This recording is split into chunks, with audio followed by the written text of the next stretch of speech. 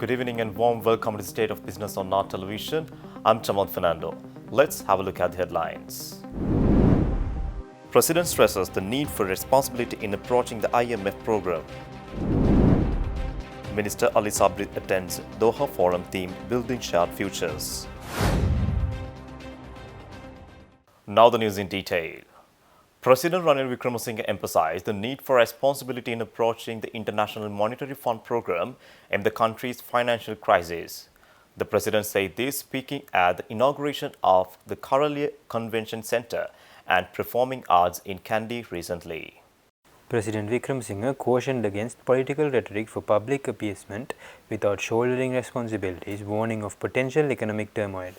The president also highlighted ongoing efforts to revitalize Kandy's infrastructure, unveiling plans for a modern library and a multimodal transport center. Despite setbacks caused by the nation's economic crisis, President Wickremesinghe expressed determination to kickstart the Kandyan development program in the coming year. The president detailed negotiations with various countries and entities including India, China, Japan and the Paris Club for loans to overcome the country's financial challenges. He also shared insights into the successful engagement with the IMF resulting in a debt restructuring plan and the receipt of the first installment of the loan. As President Wickremesinghe navigates diplomatic discussions to secure the country's economic stability, he addressed the necessity of increasing the GDP by 10.4%. This ambitious goal, initially set for 2024, faces a revised target of 9.2% by 2025 or 2026, according to the negotiations with the IMF. The president highlighted the challenging decision to increase value-added tax to 18%, focusing on VAT adjustments as an essential step to rescue the economy. President Ranil Wickremesinghe was presented with the visionary plan aimed at turning Kandy into a well-planned, organized city at the President House in Kandy recently. The president, during discussions, reiterated his commitment to engage with the Japan International Cooperation Agency to accelerate essential development activities. President Wickremesinghe proposed the elevation of Kandy into a modern city with improved infrastructure, facilities and services earlier this year. The Cabinet of Ministers approved the establishment of a special committee to craft a comprehensive development plan for the Katukastura, Kandy and Kundasale areas. Under the leadership of Secretary to the Prime Minister Andu Disanayaka, a committee comprising key stakeholders and experts was formed to develop the plan. The President emphasized the need to execute development initiatives that preserve Kandy's historical and cultural heritage while prioritizing the enhancement of public infrastructure. Notably, plans were unveiled to allocate certain universities to be established in the country to the city of Kandy, envisioning its transformation into a future educational hub. The occasion also witnessed discussions on the development plan of Akurana city, with the President instructing officials to submit a comprehensive report within 6 weeks.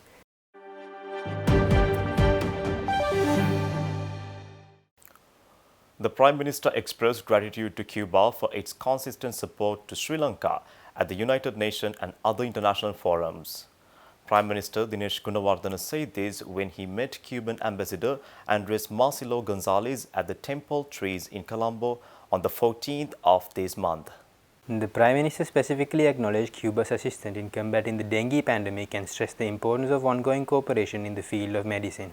The ambassador committed to sharing Cuban expertise in mosquito eradication with Sri Lankan health authorities. Prime Minister Gunawardena highlighted the need for exchanging innovations, and the ambassador acknowledged the experiments conducted by the Sri Lankan Coconut Research Center. He mentioned his efforts to obtain coconut saplings for cultivation in Cuba. In response, Prime Minister pledged the donation of 200 coconut seeds to Cuba, with the Coconut Research Institute of Sri Lanka offering expertise to assist in developing Cuba's coconut industry. Ambassador Gonzalez Garrido underscored the potential for enhancing cooperation in food production, farming and animal husbandry sections in Sri Lanka. Stay tuned, we will return after this commercial break.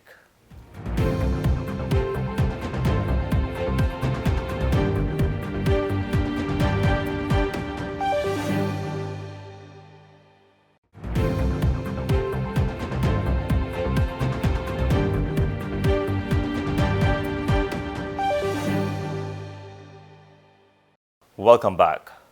Foreign Minister Ali Sabri visited Qatar for the Doha Forum on the 10th and 11th of December.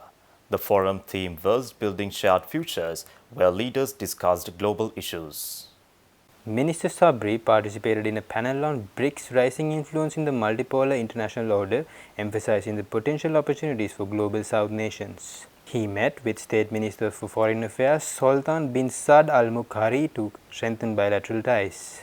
In a separate meeting with Qatar Investment Authority CEO Mansour bin Ibrahim Al Mahmoud, Minister Sabri invited Qatari investments, highlighting Sri Lanka's favorable business climate. At the Expo 2023 in Qatar, Minister Sabri also explored market opportunities for Sri Lankan products. Minister Ali Sabri further held discussions with Secretary General Muhammad Ali Al Khoury focused on improving market access. Minister Sabri also met Sri Lankan professionals in Qatar discussing ways to boost bilateral trade.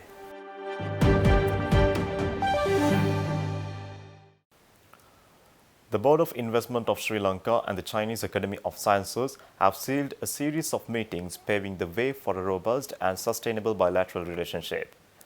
The agreement was signed between the two parties at the BOI premises recently.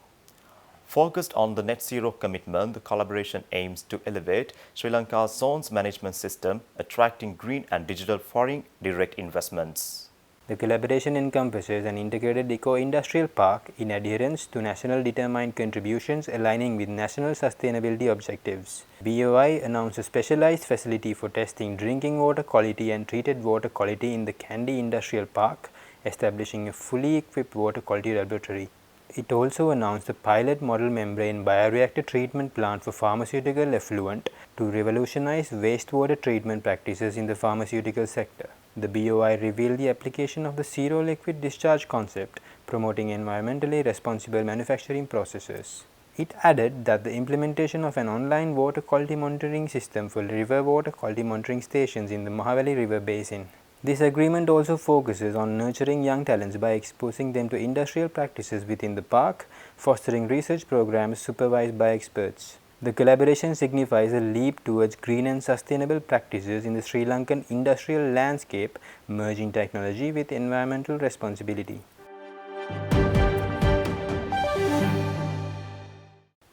In an effort to fortify economic collaboration, the 8th round of negotiations for the Sri Lanka-Thailand Free Trade Agreement took place in Bangkok from the 27th to 29th of November. The discussions were led by Thailand Chief Negotiator Ayuram Suprivitham and Sri Lanka Chief Negotiator K.J. Veerasinghe.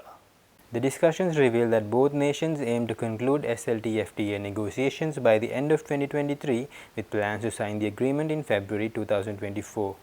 A seminar on trade and investment opportunities in Thailand and Sri Lanka on the sidelines of the discussions highlighted the potential for expanded trade and investment.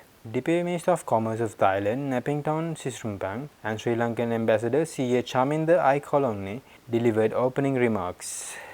Deputy Minister Sri Sumpang emphasized Sri Lanka's strategic location on the Indian Ocean shipping routes, presenting an opportunity for Thai businesses.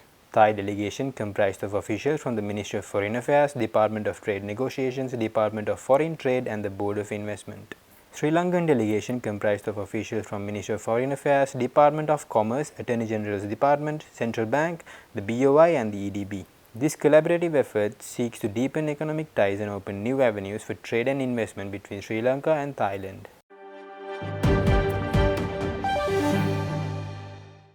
Stay tuned for the stock update.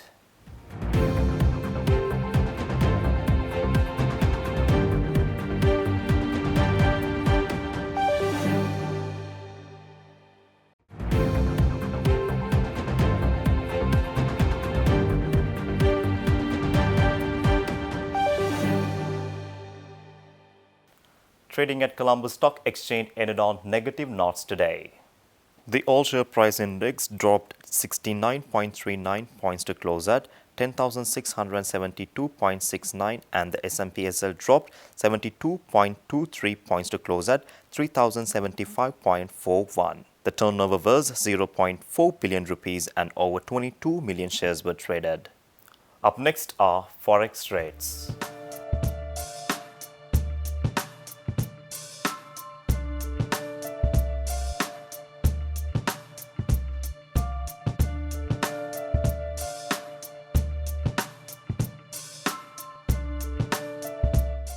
That's all our news for today. For this and more, subscribe our channel on YouTube, follow us on Facebook. Take care.